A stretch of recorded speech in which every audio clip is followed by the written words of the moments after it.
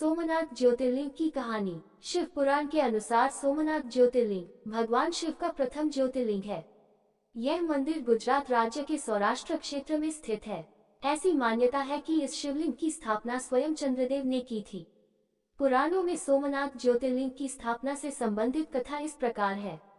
जब प्रजापति दक्ष ने अपनी सभी 27 पुत्रियों का विवाह चंद्रमा के साथ कर दिया तो वे बहुत प्रसन्न हुए।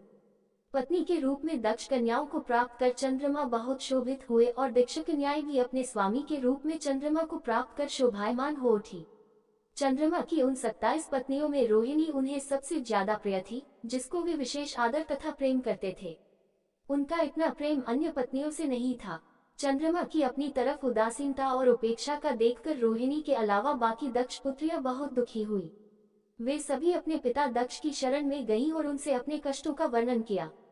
अपनी पुत्रियों की व्यथा और चंद्रमा के दुर्व्यवहार को सुनकर दक्ष भी बड़े दुखी हुए।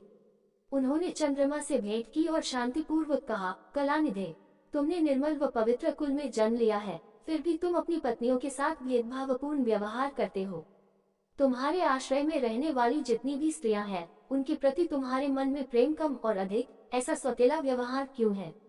तुम किसी को अधिक प्यार करते हो और किसी को कम प्यार देते हो, ऐसा क्यों करते हो? अब तक जो व्यवहार किया है वह ठीक नहीं है, फिर अब आगे ऐसा दुर्व्यवहार तुम्हें नहीं करना चाहिए।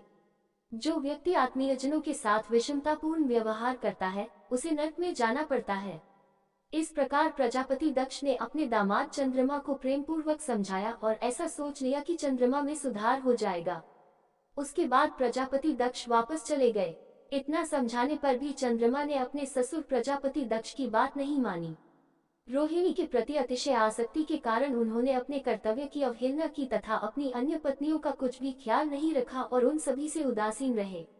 दोबारा समाचार प्राप्त कर प्रजापति दक्ष बड़े दुखी हुए। वे पुनः चंद्रमा के पास आकर उन्हें उत्तम नीति के द्वारा समझने लगे। दक्ष ने चंद्रमा से न्यायोचित बर्ताव करने की प्रार्थना की। बार बार आग्रह करने पर भी चंद्रमा ने अवहेलना पूर्वक जब दक्ष की बात नहीं मानी, तब उन्होंने शाप दे दिया। दक्ष ने कहा कि मेरे आग्रह करने पर भी तुमने मेरी अवज्ञा की है, इसलिए तुम्हें क्षय रोग हो जाए।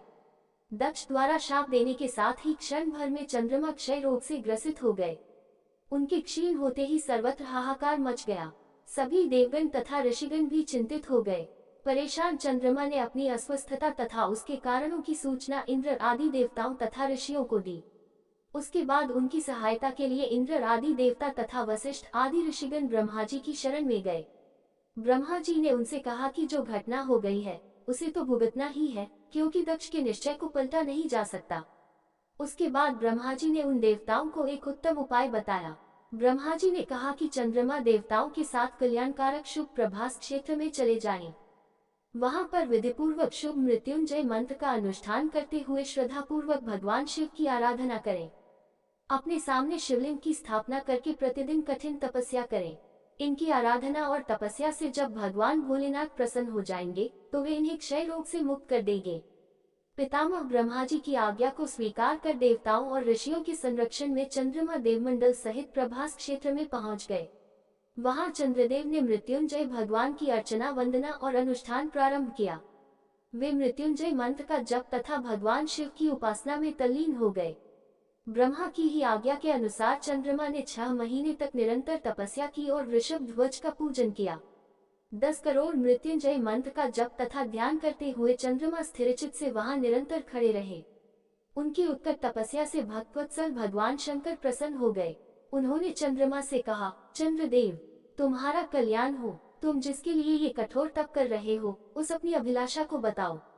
मैं तुम्हारी इच्छा के अनुसार तुम्हें उत्तम वर प्रदान करूंगा।